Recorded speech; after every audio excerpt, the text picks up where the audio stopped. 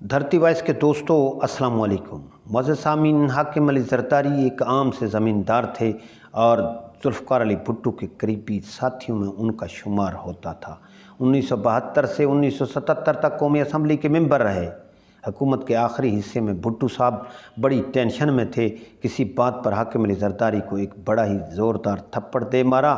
حاکم علی زرداری اپنی انسلٹ نہ سہ سکے اور پی چھوڑ کر ANP میں شمولیت اختیار کر لی اور بھٹو سے خار دل میں رکھ لی۔ بھٹو کی پھانسی پر جنرل ضیاء الحق کو اجرک پیش کی، لیکن غصہ پھر بھی ٹھنڈا نہ ہو سکا اور یہ انتقام ان کی اگلی نسلوں کو منتقل ہو گیا، جو بھٹو خاندان کے مکمل صفایا کر دینے پر ختم ہوا۔ حاکم علی زرداری نے 1988 اور 1993 کے انتخابات میں PPP کے پلیٹ فارم سے ہی کامیابی حاصل کی۔ 24 مئی 2011 کو بڑھاپے کے باعث بہت سی تکالیف میں مبتلا ہو کر PIMS میں انتقال کر گئے۔ سامعین، اس کے بعد ان کے بیٹے آصف علی زرداری کا کھیل شروع ہوا۔ 1985 میں غیر جماعتی انتخابات ہوئے تو زرداری نے نواب شاہ سے صوبائی اسمبلی کے لیے کاغذات نامزدگی جمع کروائے، لیکن اخراجات کے لیے مناسب رقم دستیاب نہ ہونے پر واپس لے لیے۔ اس دوران بے نظیر بھٹو واپس پاکستان آئیں تو زرداری کے ذہن میں ایک نیا آئیڈیا آ گیا۔ زرداری کی بہن فریال تالپور کی بے نظیر سے بچپن کی دوستی تھی۔ زرداری نے اپنا آئیڈیا اپنی فیملی سے ڈسکس کیا اور بے نظیر کا ذہن زرداری سے شادی کے لیے ہموار کرنے کا ٹاسک فریال تالپور کو دے دیا گیا۔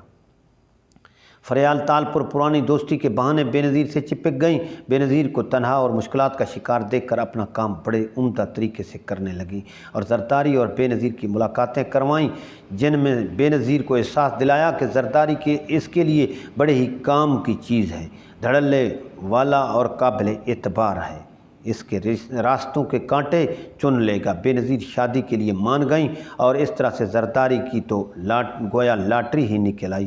18 دسمبر 1987 کے دن بڑی دھوم دھام سے یہ شادی انجام پائی۔ 1988 کے انتخابات میں بے نظیر کامیاب ہو کر وزیر اعظم بن گئیں اور زرداری ایک شیڈو وزیر اعظم۔ ہر ایک فائل پر بے نظیر کے دستخط کروانے کا معاوضہ زرداری وصول کرنے لگا۔ پھر اس سے آگے بات بڑھی تو مسٹر 10% مشہور ہو گیا۔ بے نظیر سے جب اس کی شکایات کی گئی تو اس نے الٹا زرداری کو ڈانٹ کر تم اتنے کم ریٹ پر کیوں کام کر رہے ہو؟ چنانچہ بے نظیر کے دوسرے دور حکومت میں بات بڑھتے بڑھتے 50% تک جا پہنچی۔ 1990 میں برطانوی تاجر مرتضیٰ بخاری کی ٹانگ سے بم باندھ کر زبردستی اس کے بینک اکاؤنٹ میں موجود $8 لاکھ نکلوا کر ہتھیا لیے، جس پر بہت زیادہ شور مچ گیا تو کرپشن کے الزامات پر غلام اسحاق خان نے بے نظیر حکومت کو برطرف کر کے آصف علی زرداری اور بے نظیر کے خلاف 19 ریفرنس فائل کر دیے، لیکن بر وقت کوئی فیصلہ نہ ہونے سے 1990 کے انتخابات میں یہ دونوں میاں بیوی دوبارہ منتخب ہونے میں کامیاب رہے۔ ستمبر 1996 کے پہلے ہفتے میں زرداری پہلی دفعہ کلین شیو نظر آئے۔ یہ بڑی ہی حیران کن بات تھی۔ واقفان حال نے بتایا کہ مسٹر زرداری حکومتی طاقت کے زوم میں میر مرتضیٰ بھٹو کے ہاں جا گھسے۔ ان سے لیبیا کے صدر کرنل معمر قذافی کے پاکستان کے ایٹمی پروگرام کے لیے دیا گیا بلینک چیک مانگا۔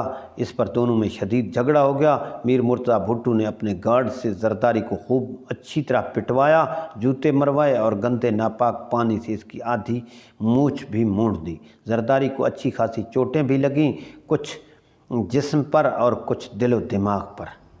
ناظرین، دھرتی وائس کی یہ کاوش آپ کو اچھی لگے تو لائک اور سبسکرائب ضرور کیجیے گا۔ شکریہ۔